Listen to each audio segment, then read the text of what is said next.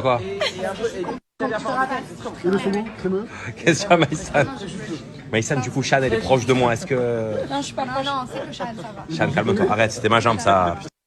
J'ai été invitée au resto ce soir avec Chan par mon ami Blaise au château de la Côte. D'accord. Non, c'est moi qui t'invite. On pensait passer une soirée tranquille, à bien manger, dans un beau cadre. Et voilà. Regardez avec qui je me retrouve, le couple de l'année, Kevin Gage et Cynthia. Donc apparemment tout ça n'est qu'une mascarade, je me serais pour ça.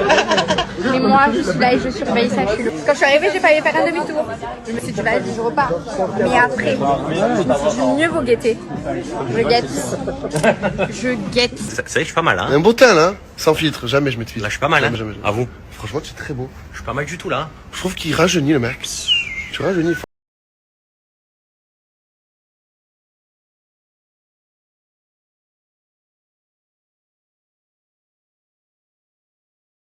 J'espère que vous allez bien. Voilà, bah moi je suis encore en train de profiter de mes 3-4 jours à Aix. Je suis toujours pas rentrée à Paris. En fait, j'avais envie de m'exprimer parce que du coup, depuis ce matin, je reçois les vidéos de Carla. Mon téléphone, c'est un centre d'appel, il fait que sonner, on fait que m'envoyer des messages et tout par rapport à cette histoire. Bah du coup, je pense que je vais y répondre.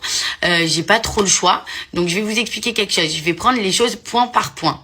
Première chose, Kevin. À quel moment je suis en couple avec Kevin? Je comprends pas, faut me faire comprendre. Je ne suis pas en couple avec Kevin. Kevin, je l'ai croisé par hasard à l'hôtel parce que déjà l'hôtel appartient à un pote à moi et deuxièmement parce qu'on a des amis en commun. Je ne savais même pas que cette personne allait être dans l'hôtel et finalement après un spa entre collègues, entre amis et après un resto entre amis, tout ce que je peux dire c'est que c'est très très gentil et j'ai envie aussi de répondre à Carla par rapport au fait que soi-disant la production l'a appelé pour lui dire que j'ai été virée, etc. et tout. On en parle de tes antécédents avec la production. On en parle un peu de ton passé. Je comprends pas. Je comprends pas, faut m'expliquer. À partir de ce moment-là, où toi-même tu as eu des problèmes, où toi-même tu as eu des soucis, bon maintenant tu es maman, etc. et tout. Et franchement, balaye devant ta porte avant de parler de celle des autres, vraiment. Et vous savez quoi? En fait, de base, j'avais même pas envie de m'exprimer sur ça parce que j'ai peur, parce que cette fille me fait peur. Voilà, c'est tout. Donc, en fait, je vous donne votre droit de réponse. Moi, je pense aussi que j'ai le mien, que bah ça me dérange pas non plus de m'exprimer sur cette situation parce que je n'ai absolument rien à me reprocher. Oubliez pas que je suis célibataire et que je fais ce que je veux, mais en l'occurrence, ce n'est pas le cas. Vous êtes en train de vous faire des plans sur la comète, mais même moi ça me fait rire, je rigole derrière mon téléphone, je me dis mais c'est des malades, c'est des tarés. Bref, les gens arrêtez de parler de moi, s'il vous plaît. M'associez pas au nom de Carla parce que ça me fait vraiment flipper, vraiment elle me fait vraiment peur. Par rapport aux 50, je vous ai jamais donné une réponse concrète parce que je n'en ai pas envie, parce que je n'ai pas envie de partager ça avec vous. Est-ce que c'est bien clair? L'histoire des 50 n'a rien à voir avec l'histoire de Kevin et Carla. Les gars, allô, en fait, vous savez quoi? On va arrêter de rigoler 2 minutes. Vous savez que dans cette histoire, il y a une petite fille. D'accord? Il y a un enfant dans cette histoire. Ça me fait de la peine, en fait. Déjà, de 1, j'avais pas envie d'en parler par rapport à ça. Que déjà je suis pas débile et que je suis pas méchante, je suis pas mauvaise, je suis pas le genre de fille qui va tacler les gens comme ça. Moi vous voyez bien que je parle sur des gains, que je parle sur personne, que je fais ma life, que je suis de mon côté, mais il faut arrêter en fait de m'inventer des vies, c'est tout. Et à partir du moment où elle s'est embarquée dans un truc comme ça, c'est normal que je puisse répondre quand même. Je vais la laisser parler, en fait, je vais la laisser colporter des rumeurs sur ma vie, alors qu'on connaît tous la sienne et que pour autant on n'a pas oublié. Elle me connaît pas, je la connais pas. Point, en fait, on arrête, rien. Et si même j'avais fumé et si même je fume des joints à longueur de journée, ça dérange qui? Pourquoi la marijuana est légalisée en Espagne? Pourquoi la marijuana est légalisée aux States? Pourquoi on en fait de la médecine? Pourquoi on utilise cette plante pour soigner des maladies? Expliquez-moi. Qui vous dit que peut-être j'ai pas un truc du médecin? Qui vous dit que je sais pas moi, je fume pas parce que j'ai des problèmes? Mais qui vous dit même que je fume en fait? Tout ça, c'est des rumeurs auxquelles vous n'avez aucune preuve. Juste des blogueurs. Alors, je peux comprendre, il n'y a pas de fumée sans feu, mais qu'est-ce que vous en savez? Vous avez été là, vous? Vous savez pas, vous êtes en train de m'inventer des vies, parler de moi, dire des trucs moches sur ma vie, dire des trucs de fou. Mais allô, sachez quelque chose, je vais vous dire un truc. La seule chose qui m'atteint dans cette histoire, c'est qu'en fait, moi, je suis quelqu'un d'hyper entier. C'est tout. Et que je suis quelqu'un d'hyper transparente et que j'ai rien à cacher à personne. Et qu'à partir du moment où on dit que je suis une mytho, bah, franchement, la vérité, ouais, ça me touche un peu. Mais en vrai de vrai, ça passe au-dessus parce que demain, après-demain, moi, je vais oublier cette histoire. Vous allez être encore en train de parler de ça alors que moi, demain, j'aurais déjà oublié, en fait. Arrêtez avec ça. Et pour l'histoire de la bœuf, machin et tout, moi, quand vous me parlez de drogue, et moi, quand j'entends drogue dure, j'entends vraiment des choses de ouf. Mais depuis quand la marijuana est une drogue? Moi, la marijuana, ça a toujours été un concept, ça a toujours été une plante pour justement calmer les maladies. On fait même des shampoings à base de marijuana, on fait même des crèmes de CBD, on fait même des huiles essentielles à base de CBD. D'ailleurs, hier, je me suis fait masser, c'était incroyable l'huile au CBD. Franchement, pour toutes les personnes qui veulent se reposer et détendre leurs muscles, je vous conseille vraiment cette huile.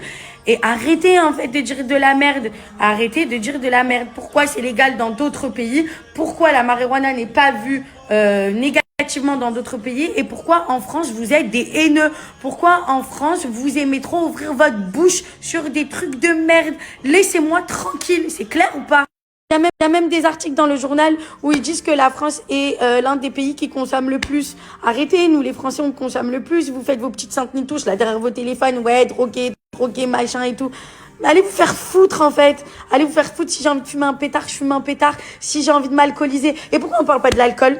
Hein? Et donc pour toutes les personnes alors qui boivent de l'alcool, pour toutes les personnes en fait qui font des accidents avec un taux d'alcoolémie profond, ça veut dire quoi? Ça veut dire que c'est des drogués, ça veut dire que c'est des alcooliques. Depuis quand l'alcool est pas plus dangereux que la drogue? Je comprends pas. Et pourtant on envoie un des vertés des pas mûrs sur les réseaux sociaux. Donc arrêtez de me casser les couilles avec cette histoire, d'accord? Maintenant moi j'ai pris la parole par rapport à ça. Je vous ai donné ce que vous avez envie.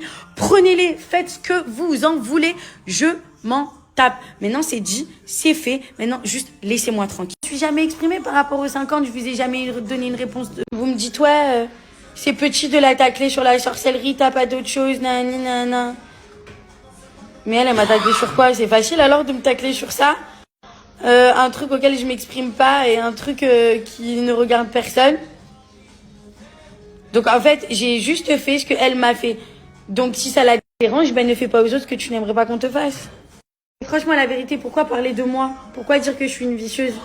Son mec, c'est Kevin. Son ex-mari, c'est Kevin. Son mec, je sais pas, je m'en fous. C'est sa vie. Un peu sur tout ce qui se dit, parce que vraiment, vous savez que je suis pas très polémique. C'est pas mon style de truc. D'ailleurs, quand il y a des gens qui sont des polémiques, j'essaye de les sortir de ces polémiques. Voilà, pour revenir un petit peu sur tout. Déjà, on va commencer par le numéro 1. Cynthia et moi, nous ne sommes pas ensemble. Le téléphone il a coupé, du coup je continue. Ça c'est déjà le numéro 1. Ensuite, Carla elle a quand même dit qu'elle a décidé elle-même, donc ce qu'elle a dit, de me quitter. Donc quand tu décides de quitter quelqu'un, ça veut dire que tu ne peux pas garder cette personne auprès de toi. Quand tu quittes une personne, ça veut dire que tu lui laisses vivre sa vie. Chose que le jour où j'aurais décidé de refaire ma vie ou d'aller voir quelqu'un, quoi, je me dirais, parce que je suis pas quelqu'un qui dit pas les choses. Et clairement, j'ai rien à cacher là-dessus parce que voilà, on a été ensemble. Maintenant on n'est plus. Ce qui m'intéresse à moi à l'heure actuelle, c'est mon enfant. Alors, on a un enfant ensemble, je pense qu'on a vécu des choses magnifiques. On a un enfant ensemble, si apparemment je suis une barre de fer. Bon, ça au pire c'est pas le style de truc qui me touche, vous voyez, c'est comme ça, c'est la vie. Je pense que tous les gens qui me connaissent savent la barre de fer que je suis. Je suis connu pour ça, pour être une barre de fer, donc bref, c'est la vie. Et maintenant, pour en revenir à tout ça, avec Carla, donc on est en train d'entamer une procédure de divorce. Voilà, je pense que c'est la meilleure chose, que ce soit pour elle comme pour moi.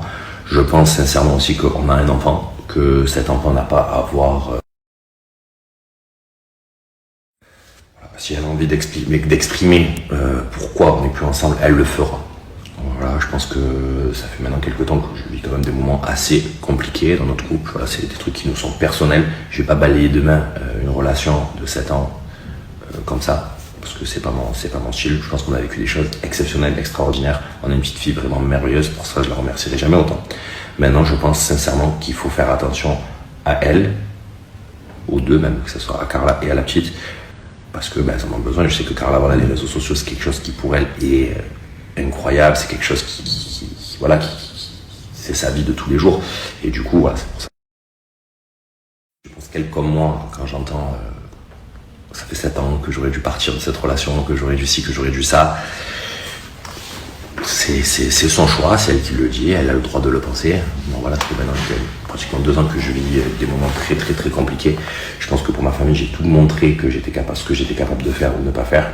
Ça nous regarde, je pense qu'elle le sait. Maintenant, si elle a envie de montrer autre chose, elle montre autre chose. C'est son libre choix. Quand j'entends aussi qu'une personne face à elle n'aide pas à être discret,